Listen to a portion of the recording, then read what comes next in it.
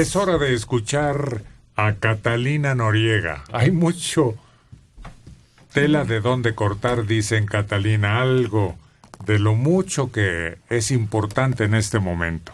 Tal cual, mi querido Héctor. Muy buenos días para todos y de veras que esta semana fue, madre de Dios, como revolucionaria, fíjate. Primero el Otentote, pelos de lote, que vino ahí, un error tan inauditamente garrafal que yo me sigo cuestionando qué clase de asesores tiene el presidente. El caso es, mi querido Héctor, que la respuesta republicana del partido, de los demócratas, del Partido Demócrata y de su candidata Hillary Clinton ya empezó. Habrás visto en días pasados inmediatamente que se anunció la visita, ya el Departamento de Estado de allá, que digamos que es el equivalente a la Secretaría de Gobernación, ya empezó a decir de las innumerables violaciones a derechos humanos en México. Ya empezaron a atacarnos de una manera directa y que de lo que te habla es de que ya nos echamos encima a la señora Clinton, que no es ninguna perita en dulce. Mi querido Héctor, a ver por dónde vamos a salir de tanto atolladero. Pero fíjate, hace un rato comentaban ustedes de esta renuncia de Nicolás Alvarado a la dirección del canal de televisión de la UNAM. Mi querido Héctor, aquí no hay vuelta de hoja. Este señor Nicolás Alvarado demostró que está loco. ¿Por qué, mi querido Héctor?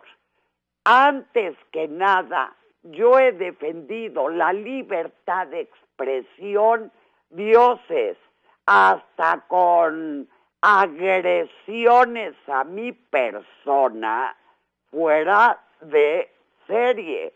Pero mi querido Héctor, yo comparto el hecho además de que no a todo mundo le tenía que encantar Juan Gabriel. El mismo Juan Gabriel hubiera dicho que no era monedita de oro. El que todo mundo te adore, pues mi querido Héctor, eso es absolutamente imposible en ninguna sociedad.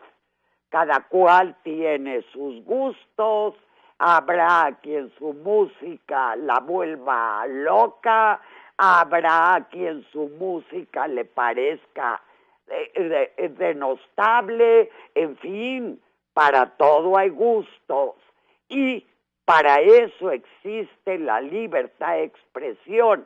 Cuando yo vi el artículo, dije, bueno, señor es un frívolo y un cretino, porque en realidad la crítica que hace es bastante absurda. Bueno, pero lo que aquí platicábamos era, ¿merece que lo renuncien? Desde luego, mi querido Héctor, te voy a decir por qué. Sí, pero yo te voy a decir por qué también lo dudo, sí. Porque por fin había llegado un hombre preparado para manejar un canal cultural en México. Estoy completamente de acuerdo contigo, pero ¿sabes qué demostró? Una enorme imprudencia. Te voy a decir por qué. Mira, en cuanto a su libertad de expresión, él estaba en todo su derecho de que no le gustara Juan Gabriel, de considerarlo un naco, de considerarlo un JOTO, porque así lo considera.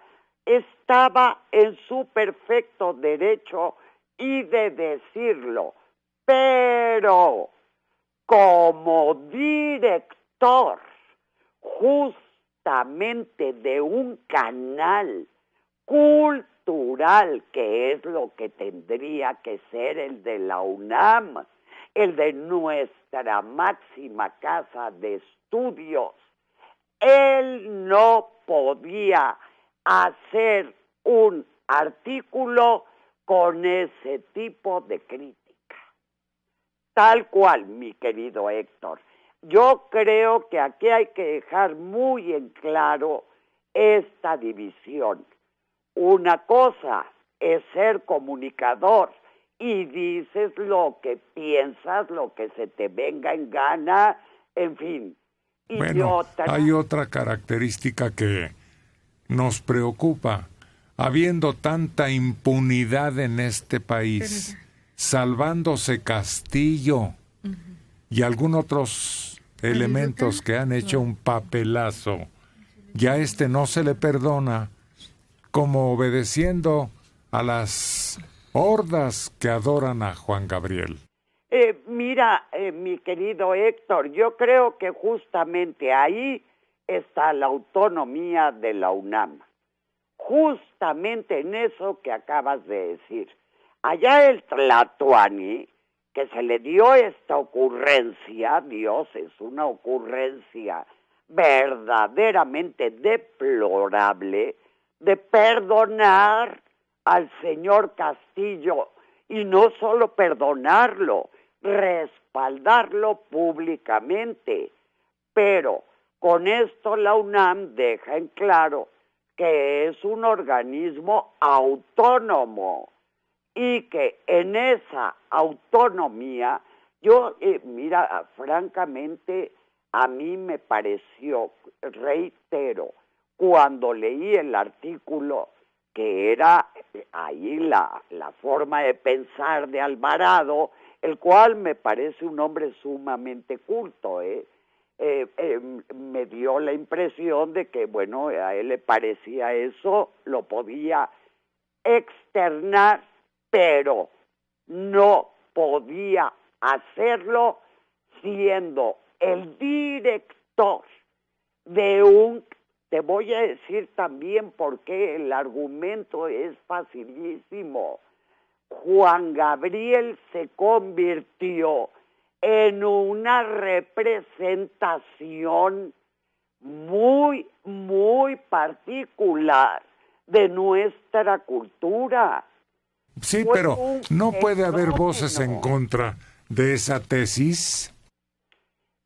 Mira, yo creo... Porque estás hablando como si la respetabilidad, la santidad de Juan Gabriel hubiera sido mancillada.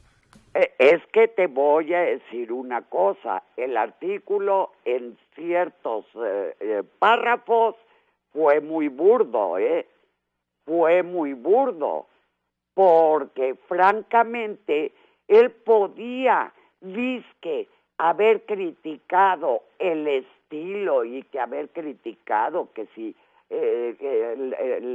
las palabras que utilizaba pues que eran muy pedestres y que todo el tono de las canciones era pedestre.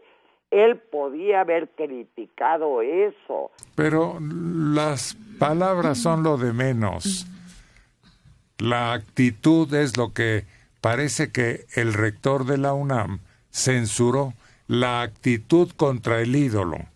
Es que, mi querido amigo, yo vuelvo a decírtelo, estamos hablando de un fenómeno que si quieres colocarlo dentro del folclore nacional, yo lo colocaría dentro de la cultura, un fenómeno auténtico que tuvo la capacidad de arrastrar multitudes, que tuvo la capacidad... Mira que yo personalmente no soy de ese tipo de música, la verdad.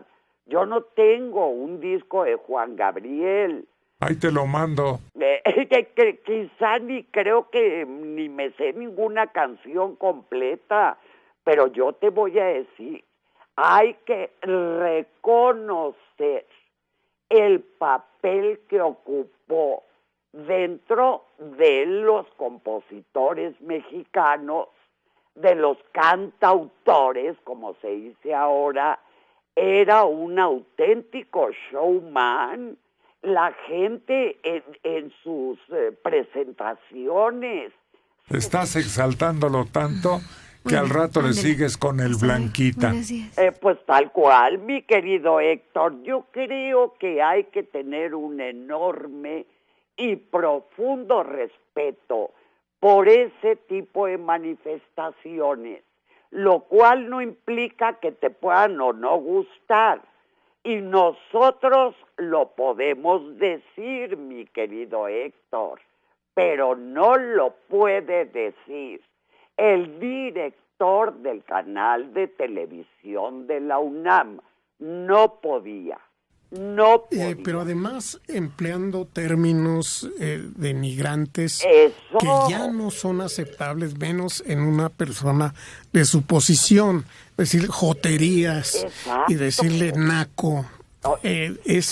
No puede surgir eso de una persona culta, auténticamente culta en estos días en México, refiriéndose a cualquier persona.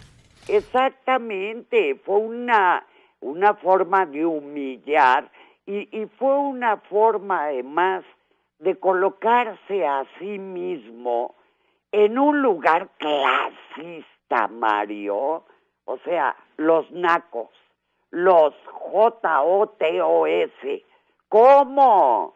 Por favor, estamos hablando de la no discriminación. Aquí en México existió la crujía J.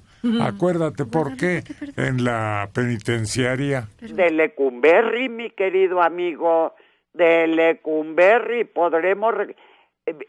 Héctor, se supone cuando menos, aunque no suceda en la realidad, en una etapa de este país en la que se está intentando crear en verdad una cultura de derechos humanos, una cultura de no discriminación, que tenga el respeto por lo que se debe o se conoce como la otredad, es decir, que tenga el debido respeto por el otro, por la dignidad del otro como ser humano.